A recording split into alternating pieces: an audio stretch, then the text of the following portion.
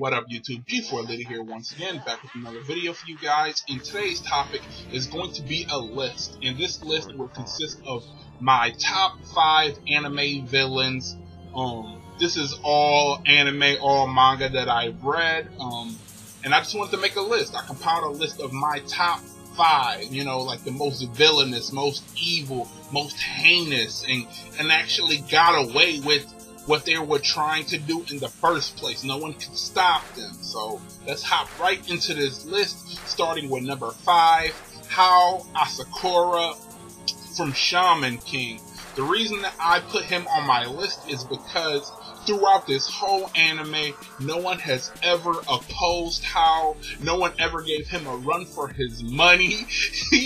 In the whole Shaman King tournament, no one ever really pushed him to his limits. He was always far above everyone else. Even the protagonist, Yo, he was even stronger than Yo. So it's kind of like no one could stop this dude.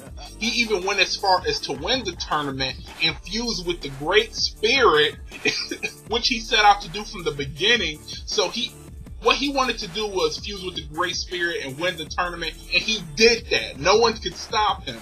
So you got a villain who's already stronger than everyone else, and then he fuses with the Great Spirit and gets another power boost to damn near become immortal. How fucking won? How fucking won? He won Shaman King, nigga. Like, it was no Yo, it was no Ren. How won? And they had to, I don't even want to say defeat him, but they had to defeat him with talking. They had to talk this nigga down because they realized fighting him, that was a no-go. But Hao was merciless, killed everyone. He was a master planner. He could read people's minds and hearts as well. He was just a really badass villain to me because he won. How often do we see in the anime or a manga where the villain gets what he wants? So Hao makes it in my list at number 5. Number 4 is going to be Aizen from Bleach. And the reason I put Aizen on my list is because Aizen was behind everything. Aizen strategized lives before people was even born. Who the fuck does that? I got plans for you before you were even born. The way he set up his own death was flawless. The way he took out the visors was flawless. The way he had everyone under his Shikai hypnosis already.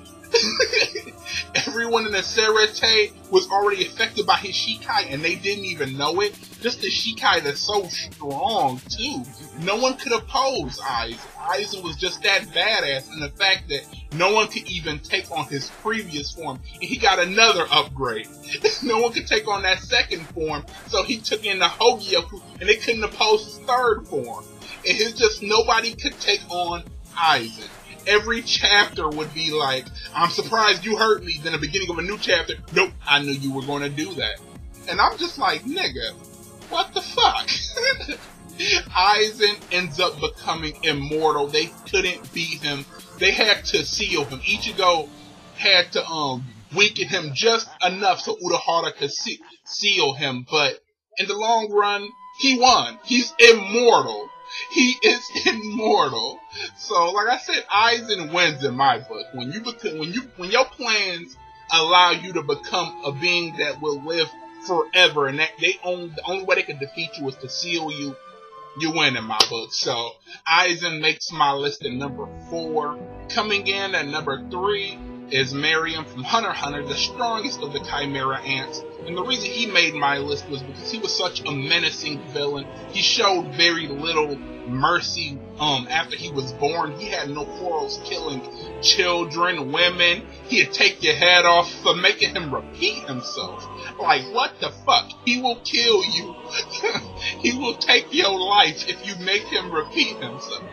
But yeah, he was so powerful and so strong, and not really anyone could oppose him. Even when he was fighting the chairman wasn't even strong enough to really put a dent in Miriam. Miriam was just that strong. He didn't even fight him to his full potential because he wanted to find out his name. And he's just over there chopping limbs off. Just such a badass villain. And what I liked about him is you saw the evolution of his personality as time went on. He went from a merciless killer to wanting to just be a leader to keep humans in order. He stopped seeing them as livestock, and he wanted to rule over them, and he wanted to put fear in their hearts. He wanted to use fear as a catalyst to bring peace and make the world an even place. And like he said, he wanted to do it through fear, and he was definitely a scary ass opponent. Like, a scene that stuck in my mind was this dude eating someone's brain. How excited a dude got to eat somebody's brain. Like I said, just a scary ass villain indeed. Like, I was always tense when he was on the scene because you never know what he's going to do. Is he going to kill this person? Is he going to actually hear this person out? It was like always tense when he was on the screen. So he definitely did make my list at number 3. Coming in at number 2, we have Cell from Dragon Ball Z. The reason I like Cell so much was because Cell was powerful, he was intelligent, and he also got what he wanted. His main objective was to become Perfect Cell.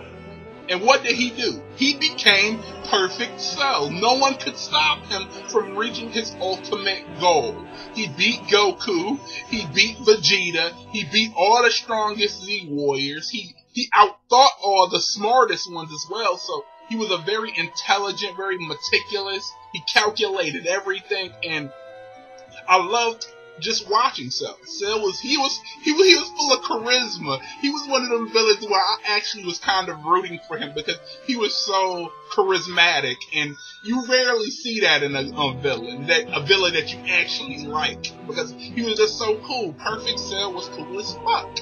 Cell's downfall came because he inherited that Saiyan trait that he always wanted to test his new abilities. He just wanted to fight strong fighters, and that's what his downfall, because he inherited that from the Saiyans, that cockiness, just wanting to fight strong opponents. Had he never inherited that, he would have fucking won. He would have fucking won everything. If he didn't push Gohan to that ledge and just kill Gohan, he would have won. So Cell, just being as strong as he was, as smart as he was, just very cunning like he was, I just really did love Cell in Dragon Ball.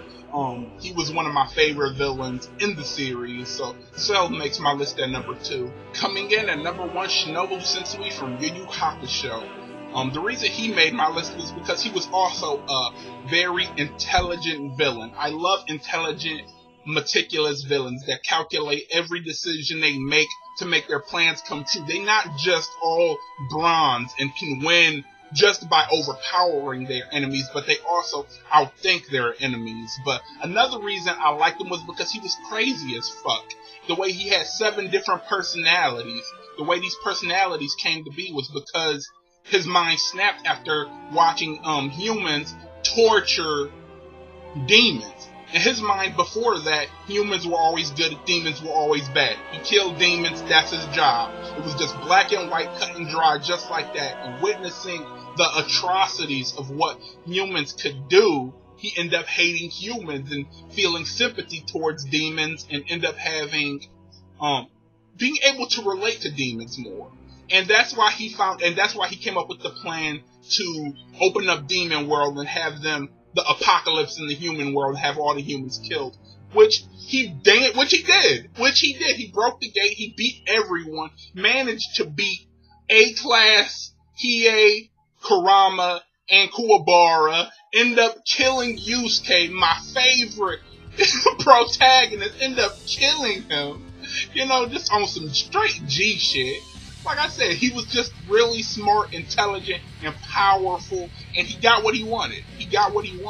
But later in time, we found out he didn't really want to kill all humans. He wanted a strong enough demon to kill him, because he wanted to feel, because he wanted to repent for all the demons he killed, the way he mercilessly killed all them demons. He wanted to repent for that, for being so naive to that. So his plans really came true when Yusuke's ancestor took over his body and killed him. which is still one of the most epic scenes in anime history to me. One of the greatest fights, Sensui vs. Yusuke. Like I said, he was just a damn good villain. And I like what Hiei said about him.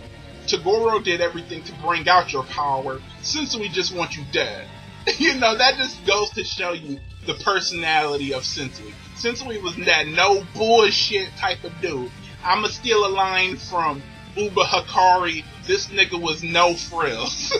No frills at all. He just was a cold-blooded killer, and I really did enjoy Sensui. And the Chapter Black arc was one of my favorites in the Yu Yu Hakusho storyline, so Sensui makes my list at number 1. But anyways, that's just my top 5 list of villains. You can tell me your own down in the comments down below. Tell me your list of top 5 villains. So drop a comment down below. Tell me how you feel and subscribe to my channel for more lists and discussions like this one. G4 Liddy here signing off, and thank you guys for watching.